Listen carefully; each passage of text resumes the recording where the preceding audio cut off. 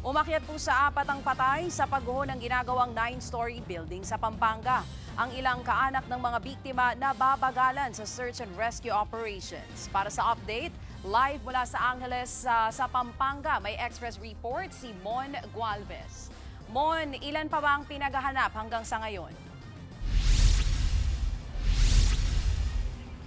Zarina, sa ngayon, nasa 17 pa rin ang patuloy na hinahanap ng mga otoridad mula sa gumuhong construction site. Muling nadagdagan nga ng isa yung kumpirmadong nasawi pero hanggang ngayon hindi pa rin nawawala ng pag-asa ang mga otoridad na may makikita pang buhay mula sa insidente.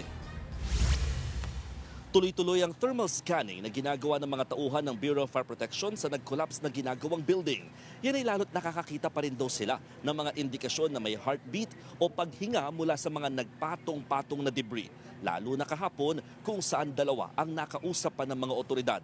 Yun nga lang, bumigay rin ng katawan at nasawi kinalaunan ang parehong construction worker pagkaalis mula sa guho. Wala pang pagkakakilanlan ang pang-apat sa mga kumpirmadong namatay sa insidente. Sa ngayon, nasa 17 pa nga rin ang patuloy na hinahanap ng mga otoridad.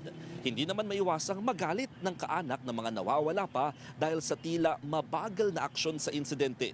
Nauna nang pinaliwanag ng lokal na pamahalaan na kailangan nilang maging maingat sa pag-alis ng mga debris habang nagpapatuloy ang search and rescue operations. Narito ang kanilang mga pahayag. Kung nagtutulong-tulong po sila, hindi yung iba karamihan naglalakad lang, nakahiga, nakatambay kung saan nagsiselfon. Siguro po mapapabilis yung kilos na makapag-rescue sila ng buhay doon. Hindi naman tayo pwedeng pumasok basta-basta, hindi naman tayo pwedeng magtanggal ng mga debris kasi siyempre yung structural integrity natin, alam natin na compensate na po. At anytime pwedeng mag-collapse po ang humahawak po sa kanila. Alam po natin mga scaffoldings lang ang humahawak sa mga debris pong ito.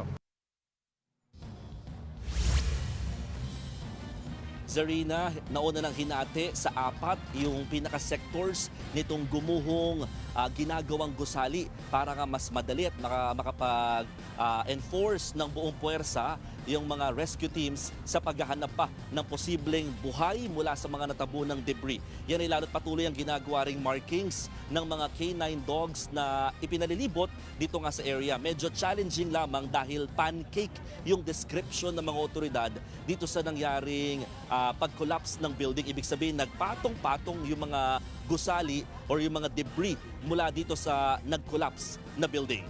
Zarina. Mon, gaano pa daw kalaki yung pag-asa ng rescuers na meron pang makukuhang buhay mula dyan sa pagguho? Ano ba ito? Ito ba'y retrieval o rescue operations pa rin? Ayaw pa muna nilang i-shift into search and retrieval operations, Zarina. So until now, nandun pa rin sila sa search and rescue operations. Lalot until this morning, nagkaroon pa sila ng chance na makakita pa nga ng heartbeat dun sa loob ng mga nagpatong-patong ng mga debris. So mula doon, ito yung kanilang pag-asa or hope na may makukuha pa rin na buhay mula sa insidente.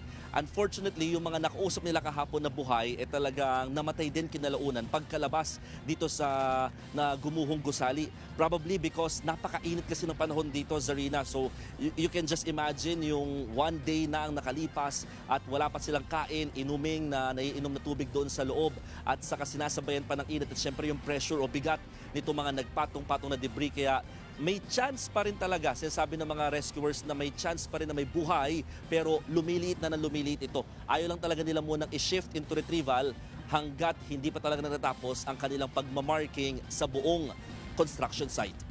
Zarina. Yes, Mon, meron na bang update kung ano talaga ang naging sanhi nitong pagguho?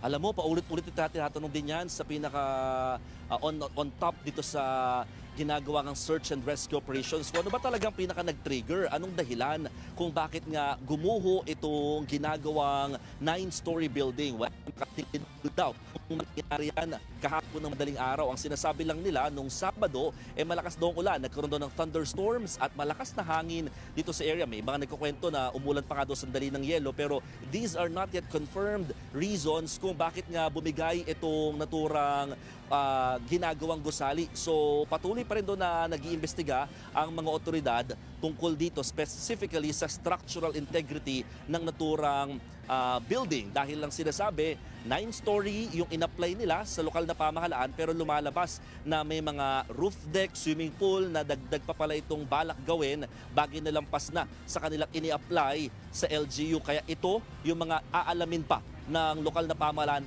once they focused on the investigation. Sa ngayon kasi, nakafocus pa muna sila pagdating sa paghahanap sa mga posibleng na trap lamang dito sa naturang gusali. Zarina.